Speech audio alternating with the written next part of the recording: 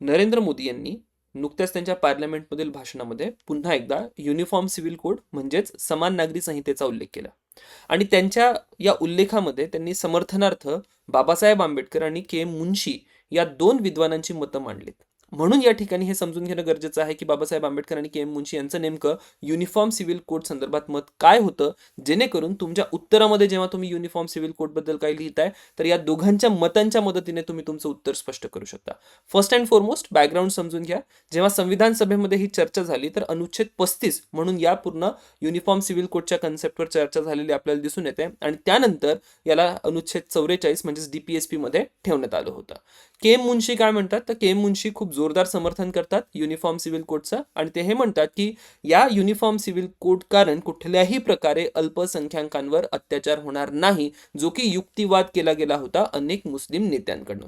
यामध्ये विरोधी युक्तिवाद देताना के एम मुन्शी काय म्हणतात की अनेक प्रगत मुस्लिम देशांमधले तुम्ही कायदे बघा तर त्यांच्याकडे वैयक्तिक कायदे जे आहेत हे श्रेष्ठ नाही आहेत. त्या ठिकाणी सुद्धा कुठेतरी तुम्हाला समान नागरी कायदे किंवा नागरी संहिता लागू होताना दिसते. सोबतच के एम मुन्शी हे म्हणतात की जर भारतामध्ये किंवा कुठेही महिलांचा उद्धार करायचा असेल, महिलांना त्यांची हक्क द्यायची असतील तर ती जी वैयक्तिक कायदे आहे त्यांच्या मदतीने देता येणार नाही, हिंदू धर्म असो किंवा दुसरा कुठलाही धर्म असो. आणि मग महिलांच्या समानतेसाठी कुठेतरी आपल्याला युनिफॉर्म सिव्हिल कोड आणावा लागेल.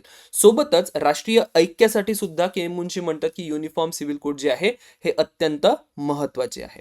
आंबेडकरांचं मत काय ते जाणून घेऊ. आंबेडकर काय म्हणतात की बघा, राज्याला वैयक्तिक कायद्यांमध्ये सुधार करण्याचा अधिकार आहे. राईट, म्हणजे वैयक्तिक कायदे सर्वस्व नाहीये. राज्य आणि पार्लमेंट त्या त्यावेळी डिसाईड करेल की त्या पर्टिक्युलर कालखंडामध्ये कशा प्रकारे वैयक्तिक कायदे असावेत. जर कुठल्याही पार्लमेंटला वाटलं, म्हणजे भारताच्या आजच्या पार्लमेंटला जर वाटलं की वैयक्तिक कायद्यांमध्ये सुधार केला पाहिजे तर भारताची पार्लमेंट त्यासाठी सक्षम आहे. अशा प्रकारचा युक्तिवाद आंबेडकरांनी संविधान सभेमध्ये केला होता. सोबतच धर्म हा व्यक्तिगत क्षेत्रापुरता मर्यादित असावा असंही एक प्रतिपादन आपल्याला बाबासाहेबांकडनं केलं गेल्याचं दिसून येते. आणि सामाजिक विषमता जर नष्ट करायची असेल तर त्यासाठी कुठेतरी आपल्याला युनिफॉर्म सिव्हिल कोडमध्ये आधार दिसून येतो. तर अशा प्रकारचं अनेक मुद्दे बाबासाहेबांनी त्यांचे जे काही संविधान सभेतली भाषणं होती त्या भाषणामधनं या ठिकाणी प्रस्तुत केल्याचं दिसून येतं. यामध्ये एक मुस्लिम वैयक्तिक कायद्यांवर ते एक टीका करतात.